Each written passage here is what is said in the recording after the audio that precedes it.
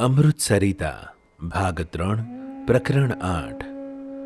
જો શરૂ કરવાની કોઈ બાબત હોય તો તે ભગવાન સ્વામિનારાયણથી શરૂઆત કરવી જોઈએ, અને ભગવાન સ્વામિનારાયણ પછી તેમના અનાદિ મહામુક્તો જે કામ કરી રહ્યા છે તેમને યાદ કરવા ઘટે। ભગવાન સ્વામિનારાયણ શા માટે પ્રકટ થયા?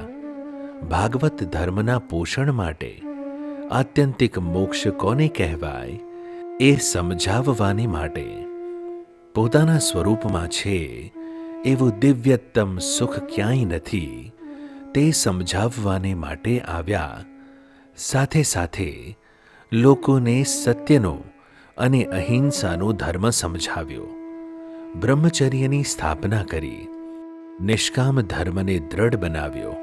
નીચલા સ્તરથી માંડીને ઉપલા સ્તર સુધીના બધા લોકોનો સંપર્ક સાધીને તેમને ઉર્ધ્વગામી બનાવીને પોતાના સુખ ભોગતા કરી દીધા।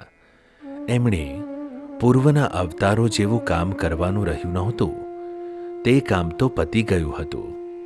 એ કામ પતી ગયા પછી બાકી શું રહ્યું? તો ભગવાનના સુખમાં લઈ જવા માટેની પાત્રતા ઊભી કરી દીધી।